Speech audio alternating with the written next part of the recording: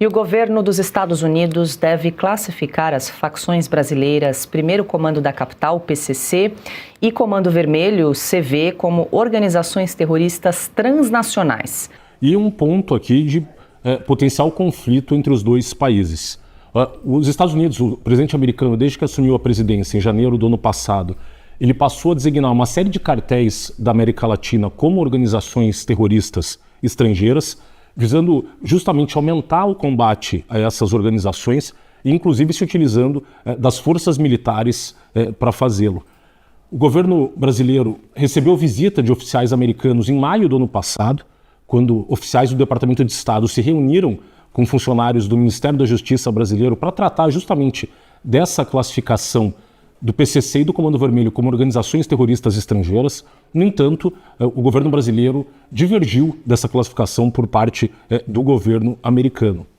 Essa classificação visa justamente aumentar o conjunto ali de recursos dedicados ao combate a essas narco-organizações. Essa classificação ela é feita pelo Departamento de Estado americano e a partir dela você tem o congelamento automático de todos os bens ou ativos ligados a essas organizações criminosas dentro do território americano e a proibição de que indivíduos e empresas americanas se relacionem de qualquer maneira com essas narco-organizações, sob pena de responder a crimes que podem chegar a depender do resultado, se tiver um resultado morte, até a prisão perpétua.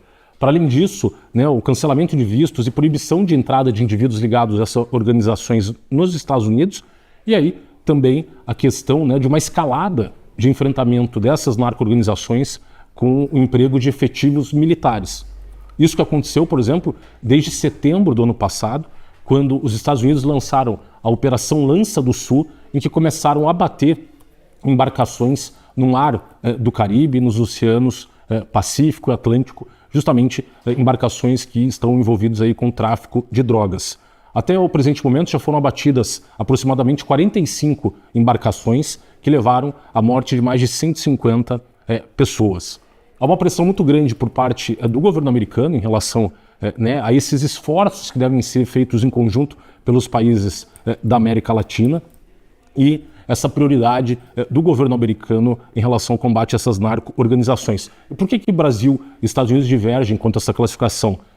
Nos termos da legislação brasileira de terrorismo, você considera como terrorismo o elemento motivação do grupo que atua, a motivação político-ideológica ou religiosa. E essa nova classificação dos Estados Unidos prescinde desse elemento de motivação político-ideológica. Para os Estados Unidos, a atuação dessas narco-organizações como uma ameaça à segurança nacional americana se dá justamente pelo comércio de drogas, sem que necessariamente esses grupos tenham que ter uma motivação explicitamente política. Há uma série de países hoje alinhados aos Estados Unidos nessa questão, tanto assim que nesse último final de semana o presidente Donald Trump se reuniu com 12 líderes da América Latina para tratar justamente da criação do chamado Escudo das Américas. Foi realizada essa cúpula, então, na cidade de Miami, em que estiveram presentes ali uma série de líderes dos países da América Latina, dentre eles a primeira-ministra de Trinidad e Tobago, o presidente de El Salvador, Nayib Bukele, o presidente do Paraguai, Santiago Peña, o presidente da República Dominicana, o presidente do Panamá, o presidente da Bolívia, Rodrigo Paz, o presidente da Argentina, Javier Milei, o presidente de Honduras, da Costa Rica, da Guiana, o presidente eleito do Chile, José Antônio Casti, e Daniel Noboa, o presidente do Equador. E chamou a atenção nesse evento justamente a ausência do Lula, do Gustavo Petro, presidente da Colômbia, da ausência da Claudia Sheinbaum, presidente do México, e também do ditador da Nicarágua, Daniel Ortega. Então você vê um alinhamento hoje desses países da América Latina com o governo americano, inclusive com a realização na semana passada de uma operação conjunta entre o exército do Equador e as forças militares americanas para combater o cartel Los Lobos dentro do território equatoriano.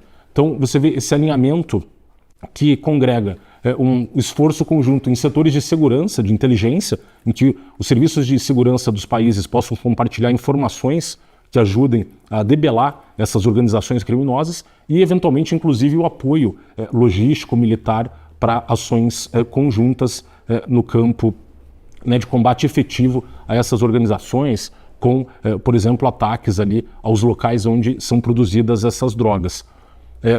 essas operações, né, redundaram inclusive na própria queda do ditador venezuelano Nicolás Maduro, por meio, né, da identificação dele como líder do cartel de Los Soles, uma das principais lideranças desse cartel que hoje se confunde com o Estado venezuelano. E o presidente americano, nessa cúpula do Escudo das Américas, deixou muito claro o seguinte, ele disse o seguinte, que assim como formamos uma coalizão para erradicar o Estado Islâmico, agora precisamos de uma coalizão para erradicar os cartéis. E ele disse o seguinte, que devemos reconhecer que o epicentro da violência dos cartéis é o México, onde os cartéis estão alimentando e orquestrando grande parte do derramamento de sangue e do caos neste hemisfério. Além disso, o próprio secretário de Estado Marco Rubio também deu uma declaração dizendo o seguinte, que no dia 7 de março, Marco Rubio, estará reunido com o presidente americano nessa cúpula Escudo das Américas na Flórida. Os Estados Unidos receberão seus aliados mais próximos e com ideais semelhantes em nosso hemisfério para promover a liberdade, a segurança e a prosperidade em nossa região. Esta coalizão histórica de nações trabalhará em conjunto a fim de desenvolver estratégias destinadas a impedir a interferência estrangeira em nosso hemisfério, combater gangues e cartéis criminosos e narcoterroristas e a imigração ilegal em massa.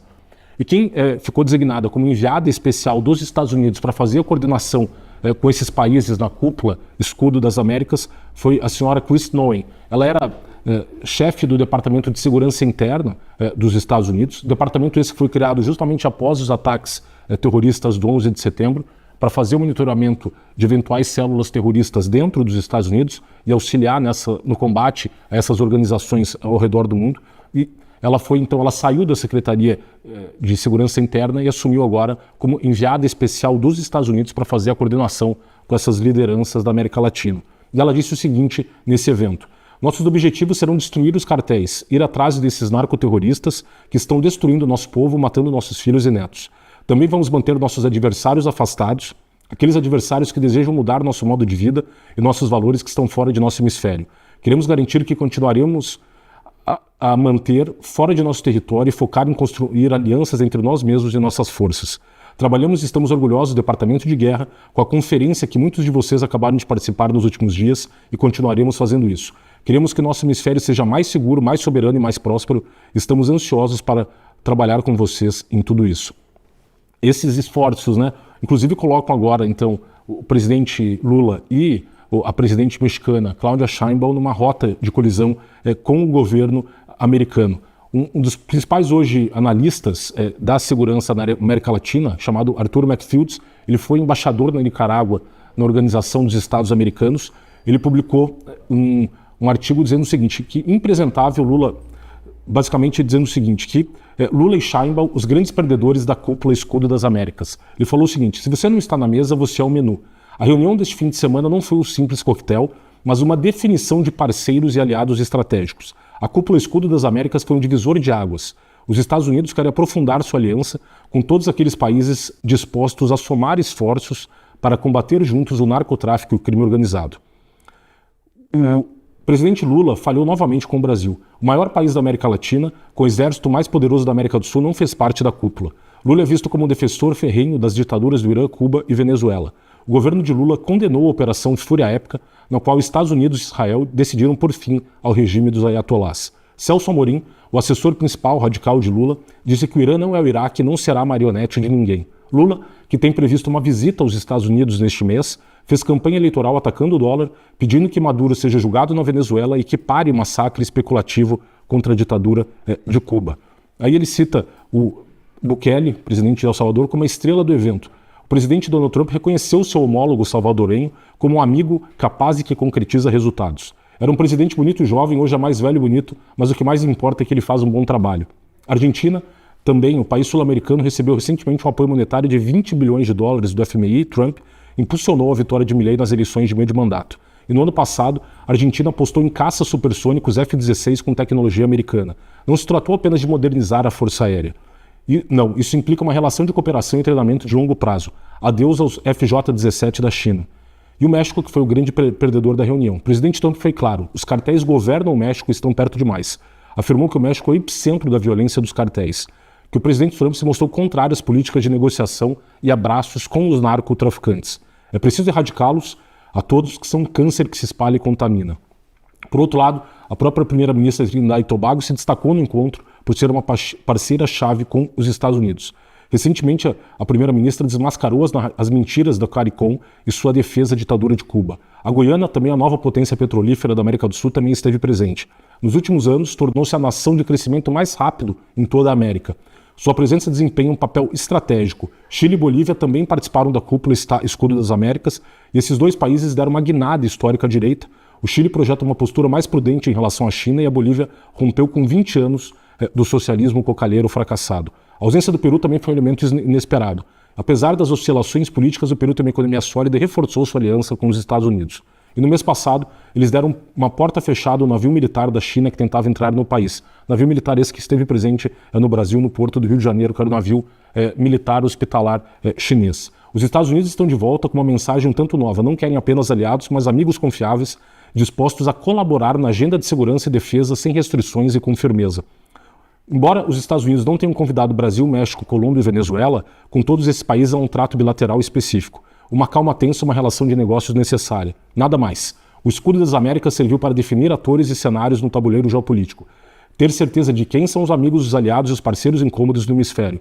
Com todos há diálogo, mas é muito diferente, e aí está o detalhe. Então esse analista aponta justamente essa rota de colisão hoje entre o Brasil e Estados Unidos nesse ponto sensível, né, da segurança continental envolvendo a atuação do Comando Vermelho e do PCC no Brasil, e a ameaça que essas duas organizações representam não só ao Brasil, mas inclusive a América Latina como um todo, considerando no caso do PCC, por exemplo, atuações em países como Paraguai, Argentina e células inclusive do PCC dentro do próprio Estados Unidos. Então a expectativa para a reunião que venha a ser realizada entre o Lula e o Trump agora na Casa Branca em meados desse mês, e se eles tratarão especificamente desse tema e com essa classificação muito provável das duas organizações como organizações terroristas, coloca uma maior pressão sobre as autoridades brasileiras para combater tanto o PCC quanto o Comando Vermelho, a princípio no campo de compartilhamento de informações, no campo da inteligência, como foi feito inclusive na operação dentro do México para captura e acabou resultando na morte do Almencho, que era o líder do cartel Nova Geração Jalisco, né, a principal organização terrorista, narcoterrorista em atuação no México, e eventualmente também uma pressão maior para que ações militares efetivamente sejam praticadas contra essas organizações, Luciana.